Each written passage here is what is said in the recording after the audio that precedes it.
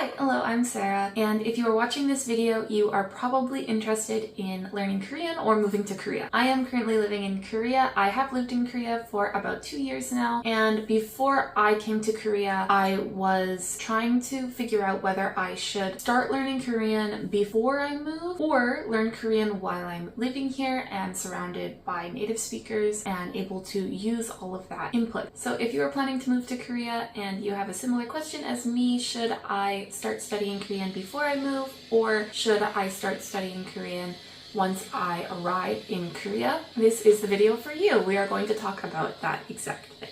Or alternately, if you're not planning to move to Korea and you are just starting your Korean learning journey, I am going to give lots of tips in this video for what I think a great starting point would be for absolute beginner Korean learners, whether they live in Korea or outside of Korea. I guess they're doing some construction outside of my apartment today. I really don't know what that is. They had stopped for a while, but I guess they are back at it, which is great. So if you can hear that in the background, I'm really sorry. I don't know how to fix that. So to the question, should I start learning Korean before moving or after moving to Korea? The short answer is before moving. I highly recommend learning Korean as much as you can before moving to Korea. So for the long answer, I want to talk about what I did when I was first starting learning Korean in Canada and what my advice would be so that you don't make the same mistakes that I did, because I think if I was to go back in time, I would do a lot of things differently. One of the things that I did was I bought Korean textbooks, but I didn't really want to study them too hard while I was living in Canada because I was worried about learning Korean wrong. Like, I was worried about my pronunciation being wrong. I was worried about learning Hangul without being able to hear it from native speakers. Basically, because I was self-studying and not in Korea, I was worried about forming a lot of bad habits with my pronunciation and kind of language structure, and I was worried that I wouldn't have anybody to correct me in the beginning stages. So I wanted to come to Korea where I was surrounded by native speakers so that I could have them correct my pronunciation as I was learning it, so that I didn't form a bunch of weird English speaker accent kind of things when I was speaking Korean. I just learned really basic phrases like hello and goodbye and thank you. And what happened when I moved to Korea was that I couldn't talk to anybody.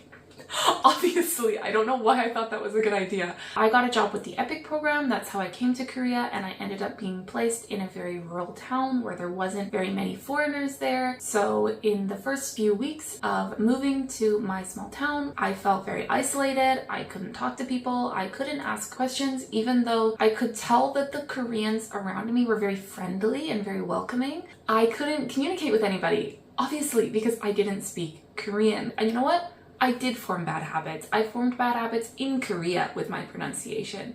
So everything that I was worried about happened, and I just didn't have extra knowledge that I could have had for communicating with people. So now let's talk about some advice that I have for you so that you don't do what I did. Okay, so for your listening skills, obviously, you can listen to native speakers in your home country. If you have access to the internet, you have access to native speakers speaking Korean. If you are watching this video, you are probably interested in some form of Korean media, right? You probably like some combination of K-pop, K-dramas, Korean variety shows, Korean movies, Korean YouTubers, some mix of those things. So what I would recommend is to choose your favorite one and listen to it. Actively listen to what they're saying in Korean. You can read subtitles if you want, but make sure to actively listen to what they're saying. The more that you listen to native speakers, the easier it will be for you to replicate the intonation and pronunciation of Korean. If you're planning to move to Korea, a fun little thing you could do if you want to know something about what it could be like living in Korea is just to absolutely turn off the subtitles and try and understand them. If you are an absolute beginner, it's going to obviously be impossible for you. But it will give you a kind of simulation of what it would be like in a conversation with a native speaker that doesn't speak any English.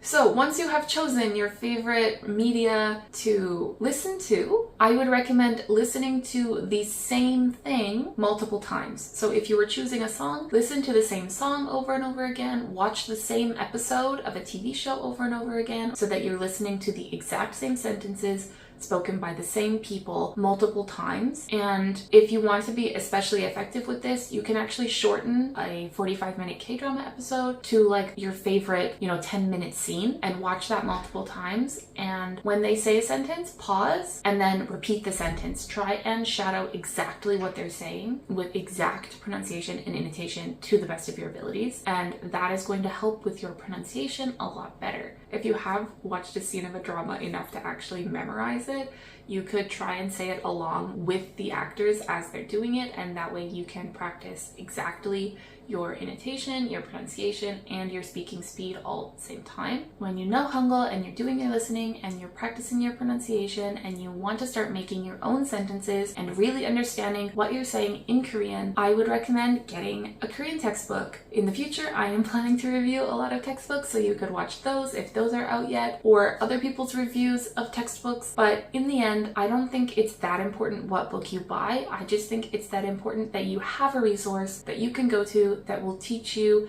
some vocabulary and some grammar in a structured way. And I recommend not spending too much time researching the perfect Korean book, because the perfect Korean textbook doesn't exist. They're all going to have their flaws, and you're going to just waste a lot of time doing research into textbooks when you could be using that time studying Korean. For this point, just buy a book, any book, or find a website that you like online. I know Natalia Garza has a great video for free beginner resources that I can link in the description below for you if you want to watch that one. Make sure that you really learn the vocabulary and practice making your own sentences with the Korean grammar structures that you're given, because if you're anything like me, you will hate studying vocabulary, but you will find that the amount of things that you can say in Korean will go up astronomically if you have a lot of words at your disposal. And then my last piece of advice, if you want to be able to practice speaking Korean with native speakers when you are not living in Korea, there are lots of like language exchange apps and websites that you can go to. I've never actually tried one, but I've heard a lot of weird stories about people using those as like pseudo dating sites. So I would recommend some caution going into those specific kind of like apps. If you want to get away from that a little bit and you're not interested in doing like a strict language exchange, something that you could do is just find a group that is interested in whatever Korean media you like, or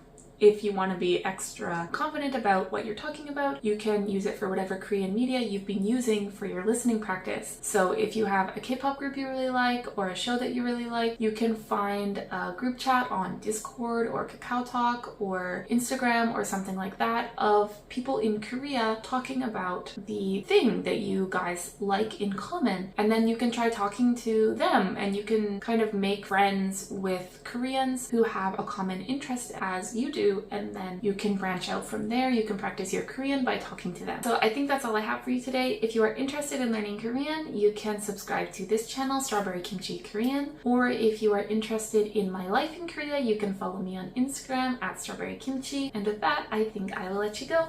Bye!